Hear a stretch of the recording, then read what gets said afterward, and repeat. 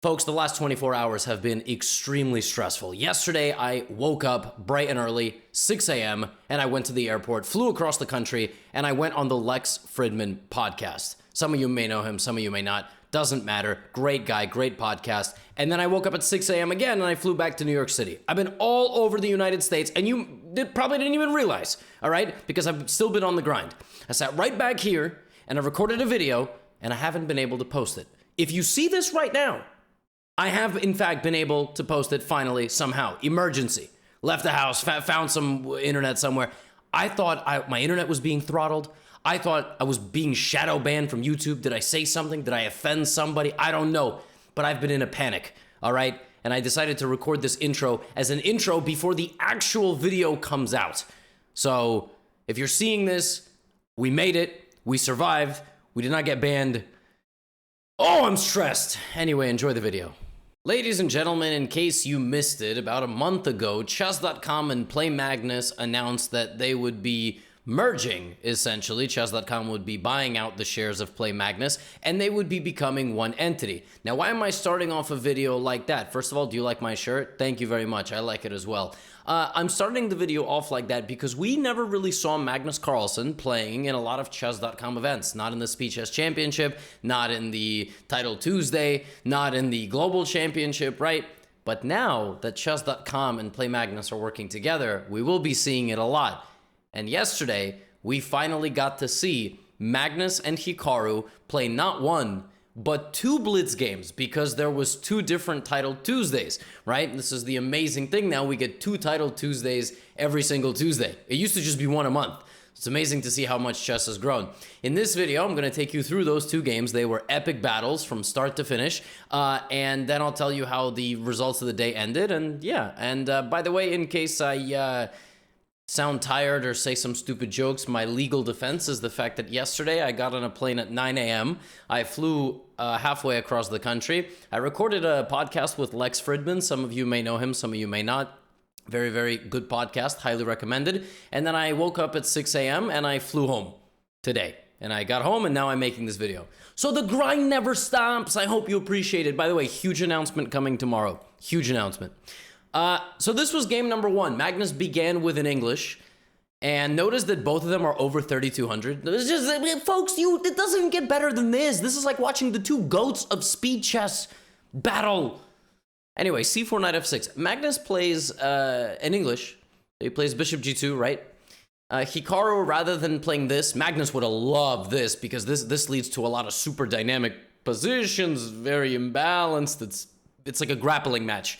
You know, both guys just down on the ground, legs, arms, you know, intertwined. Sounds romantic. But rather than that, Hikaru plays the Catalan setup. He plays e6, d5. He plays a Queen's Gambit decline setup, which is just ultra standard. You just say, nope, I am playing like this. And now the ball is in White's court. And what that means is, will Magnus play d4 or not? If you don't play d4 with White and after castle, this is basically your last moment.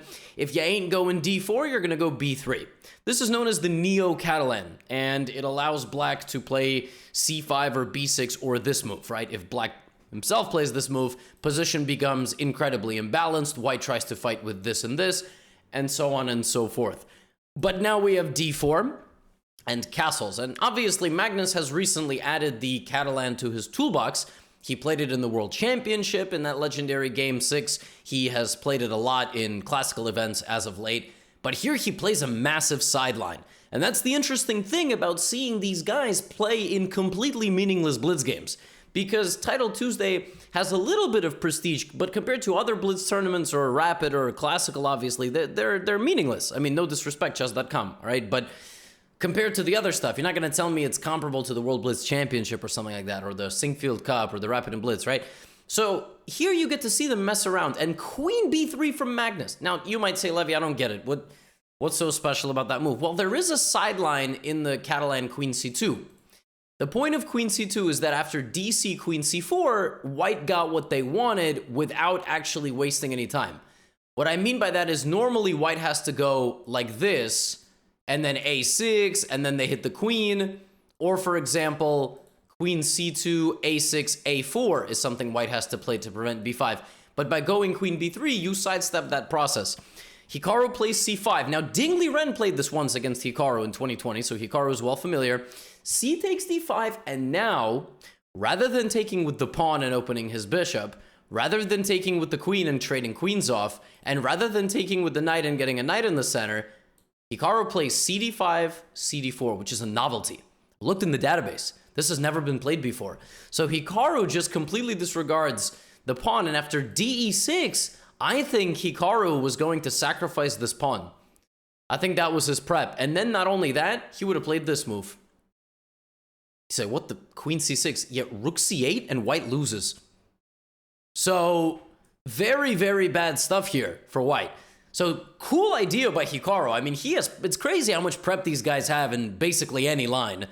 Magnus castles, and now Hikaru plays queen d5, knight d5, knight d4.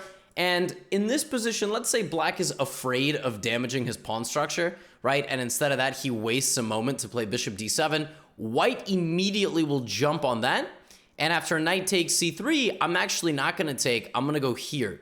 Your rook is trapped, and I'm still going to get your knight in the future. You don't have check because I go here. So it's going to be a very unpleasant position, very Magnesian-style game. Black has to be very accurate, and Hikaru just is very accurate. He plays knight c6, and he immediately swaps off the knights and seizes back control of the game. However, we can see his knight as a target, right? So obviously Hikaru is going to move his knight, and then Magnus is going to play knight c3, and then Hikaru is going to struggle to develop his bishop because the b7 pawn is hanging, right? That's obviously Magnus's entire idea. He's got the pressure here. He's not worried about this. He's going to get this, right? So Hikaru is obviously going to retreat, and that's what's going to happen. Nope. Hikaru plays the best move once again, bishop d7. Giving up a full pawn. Take, and rook d5 is ready for the taking, but you can't do that. Because if you do that, Hikaru, first of all, has bishop c6, of course, which is a very natural move, but he also has bishop g4, and it's kind of hard to guard this. And if you go here, you're just creating more weaknesses near your king, all right?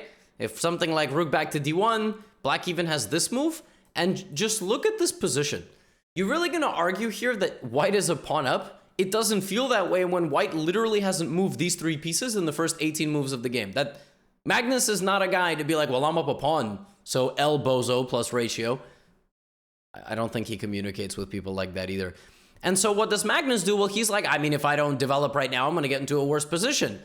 But Hikaru very simply trades off, and rooks opposite colored bishops is just going to be stable. Hikaru defends himself. He creates a very stable structure with the bishop on c6, and you'll notice that the dark squared pawns run right into the light squared pawns. Everything is protected, and Magnus gets absolutely nothing.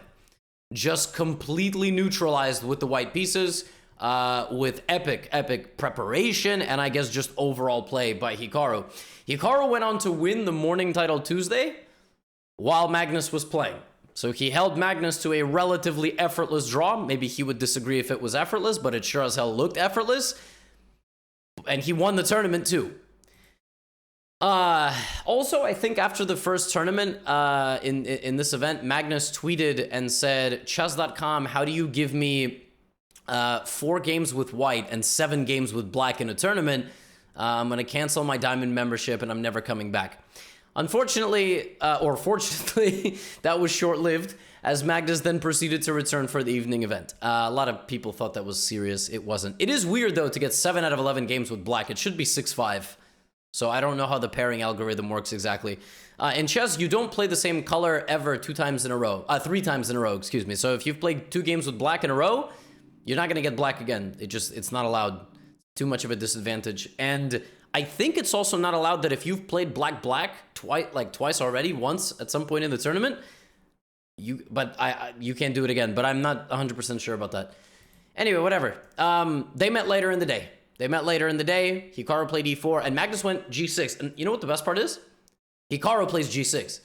This is what I love about this. You dare use my spells against me, Potter. Except in this case, Hikaru is not an older, wiser wizard who would destroy his opponent if they fought, right? In the case of Snape and Harry. But yeah, I mean, this is so hilarious to me because Magnus recently has been playing a lot of modern defenses, but Hikaru literally, if you go through his games, I would not be shocked if the most common move for Hikaru after e4 is g6.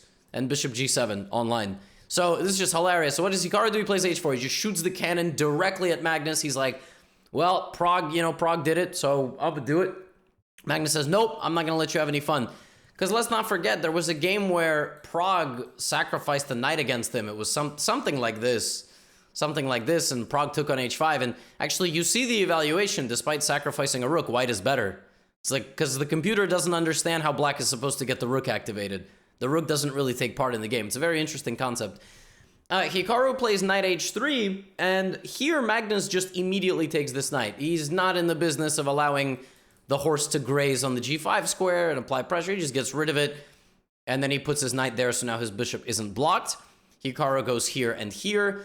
f3 is a multi-purpose move. It defends e4. It prevents knight g4, and therefore the queen can come here, and also it prepares the move g4 in the future. So not only does it cover some squares, it also prepares some attack. c6 is intending to fight for the center and also advance b5.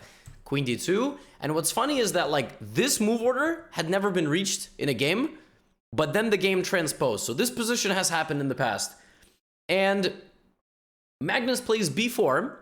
Hikaru plays knight e2. And this position has also been reached before a couple of times, including a game by two American players, Andrew Hong, who's a grandmaster, and Tani Adewumi, who some of you may know. Very, very strong prodigy kid, like 10, 11 years old.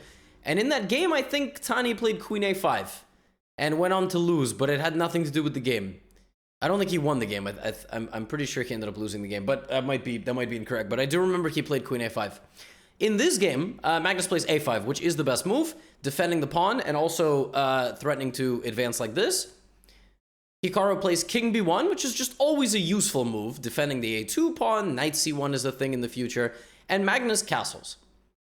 Hikaru here has a lot of options. He has g4 right away. He has knight f4, okay? And then various ideas of going over here and attacking. He also can play, according to the computer, rook h1, rook g1, and then g4, which is quite absurd. He plays bishop g5, and Magnus kind of immediately punishes him with the move c5. And Hikaru was very hard on himself here. He was like, what am I doing? This is just not a good move. He was very critical of himself, but actually g4 here is really strong for Hikaru. Point being that takes, and believe it or not, black can't take either pawn. Now, this is impossible to see. If knight takes g4, this one is more possible to see. You just go h5, and actually white is completely winning. But it's much harder to see that apparently after knight e4, queen e1, it's a very tricky position. Now, apparently black can go d5. The engine is flip-flopping every single move. What's going on? Like you can see, it's saying, oh, knight f4. It says white has a huge attack. It's like, no, actually black is defending. But just just a sample line of how bad it can get. Queen h4, queen h7 is just mate. So you got to be very careful. Now, you'll notice here, Hikaru very hesitant. Bishop g5 and now bishop h6. But if you wanted to just play bishop h6, you should have just done it now, right? Like, there was no need to play, right? You should have played bishop g5, bishop h6. So he wasted a move, a full move, which is huge. And now Magnus goes c4. He shuts the door, and c3 is arriving with the idea to bust open the king. So Magnus punishing Hikaru immediately. Here comes this, and queen g5. Okay, now, here for the life of me, I will not understand why Magnus did not immediately go c3. He must have really not liked something. I guess he didn't like knight f4 and various tricks. But if knight f4, I think you can just go e5 and kick the knight out. Like, white doesn't actually have a way in. But, of course, white can go to d5. And the players understand that, yes, they are attacking each other, but at any moment the attack can run out. That's the amazing thing about great players. They're not looking always for mate. They're looking at, let me clarify this attack into a permanently better position. They get that. They're not bloodlusting for checkmate. So Magnus kicks the queen out and then goes c3, but now the knight no longer controls g4, so boom, and I don't know what's going on. The knight comes back to f6, e5. Hikaru senses that he's got something in the position, and Magnus goes knight d5, queen attacks the knight, and now e6. But again, white is going to bludgeon that king side, gh5. C takes b2. The pawns near each of their kings are completely collapsing. If black plays any move wrong here, you're going to take and rook g3 and it's game over. So he finds the only move, f5, lashing out. White cannot take en passant this way because the pawn has to be side by side, but white could go here. Okay, now, Hikaru wanted to go queen d3. That was another thing that he wanted to do, but he took en passant, and he was anticipating knight 7 f6, when, if he does this, suddenly the queen starts getting obliterated, and knight e3, and Magnus just wins the game. Hikaru must have thought when he played this move, this was hanging. Then he realized that knight f6 was possible, and he was very unhappy with himself, but Magnus didn't realize it, and here comes h5, and h6, and all of a sudden, it's Hikaru completely winning, not just up a pawn, but a lifeline being thrown here to the king. The black king is on the verge of just getting crushed.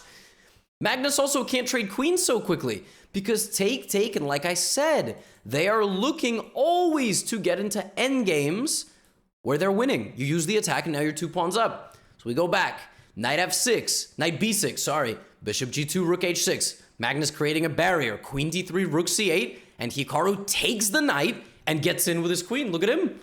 Look at that. Queen to a6. Amazing move. It's plus 2.7, plus 3. But Magnus goes rook c7.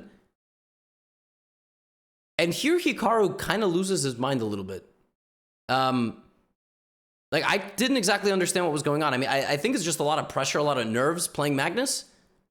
Hikaru was like very distraught. Like maybe he thought he was taking this pawn, but queen f5 is winning because you can stop queen c2 like this, but then check and I win the queen.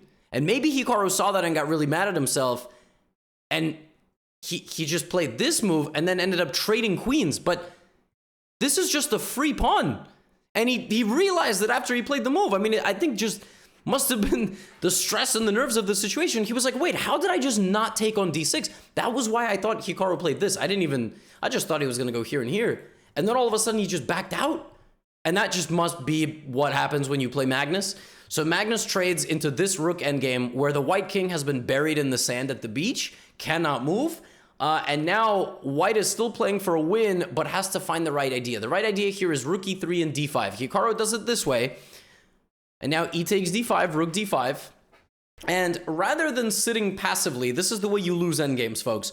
Notice how it's plus 4 now, whereas here it's like plus 3, but holdable, potentially. You do not want to do this, because here it's plus 4, plus 5, and your rooks have no play. So sitting there, ugly defending your position is not always the way. Sometimes the way is activity. Hikaru plays rook back to d3. And immediately makes an inaccuracy, right? But obviously the players are going to get low on time, so it's going to be a very up and down game. Apparently just rook f1 and advancing wins. And rook d6. Just rook f1 and advancing. And for the life of me, I don't understand why some of these moves weren't made. But again, I think that comes with some of the stresses of the situation. Rook d3 back, and now apparently just rook c5 wins this pawn. And if you take on d6, I take, and the white king dies. That's like the craziest thing about this position.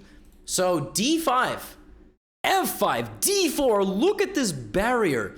Rook g3, Hikaru is desperately looking for pawn pushes, but Magnus is now going to start bringing the rook over here in control. Apparently d3 here is saving for black. Only move. And if you take, then rook takes h5. And if rook h5, c2, c1, and it's game over. Oh my goodness. What is happening in this endgame? Rook h8 goes for this. Now you can take this pawn on d4. Hikaru does it this way. Okay, king f6 blocks that pawn. Rook d4, rook h5. Hikaru gives a check. The king runs out. Now, you can give him this check.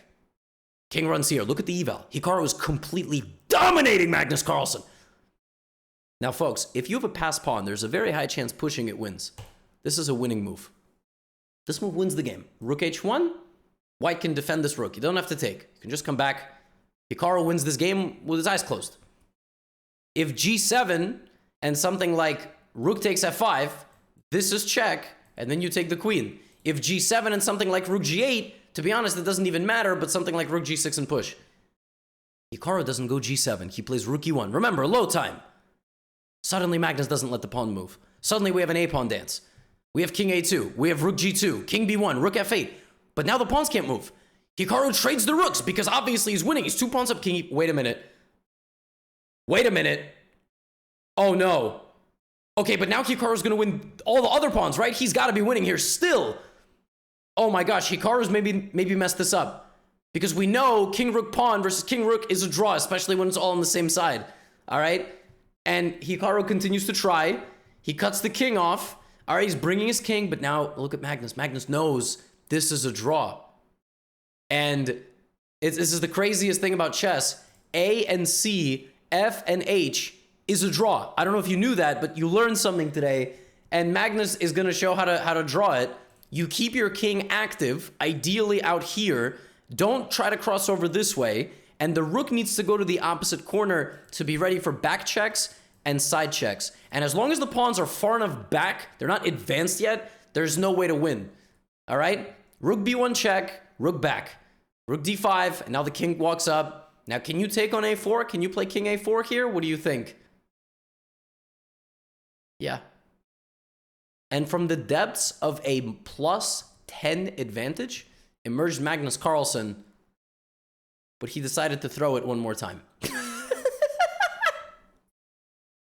So, this is how hard rook endgames are. Magnus literally had to go anywhere but rook h7. That's not exactly true. That's not exactly true. It's not anywhere except rook h7, because the winning idea here for white is to go up.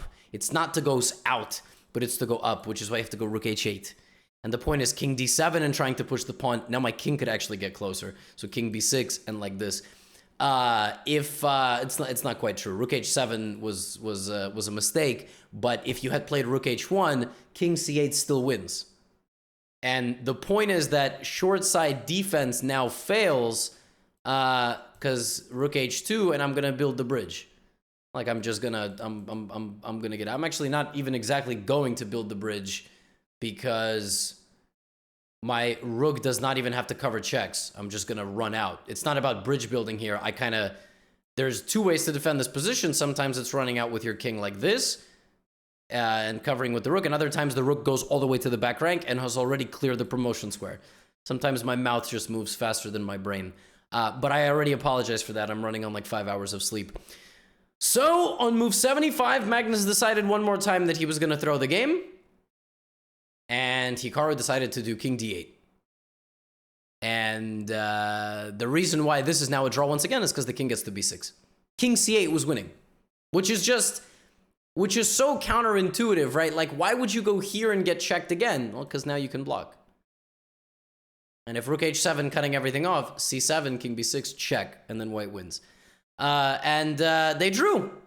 They ended up repeating moves once again, and Magnus emerges unscathed from a very dangerous game, a very back and forth game. Hikaru won this title Tuesday also. So Hikaru thus far, well, at least yesterday, won both of the title Tuesdays that Magnus played in. They drew both games, but in one of them, obviously, Hikaru could have definitely won. And it's just going to be amazing to see these two titans going at it. And if we don't get like an official chess.com blitz and bullet match between these two, I'm going to be mad. Like, are you going to be mad? Like, come on. Folks, you got to stop beating it. We got to stop beating around the bush. Like, we got to do it. And if I'm not scheduled for commentary on that match, I'm also be mad. All right, so don't get, I mean, if it's Naroditsky and Hess, all right, we'll let it slide. But I'm very excited to see these two playing each other. It's amazing to see the two best blitz players in the world just battling it out on a random Tuesday afternoon. And I will be bringing you the recaps of all of their matchups in the future, and hopefully we get a big official one. I'll see you in tomorrow's video. Big announcement video coming up. Get out of here.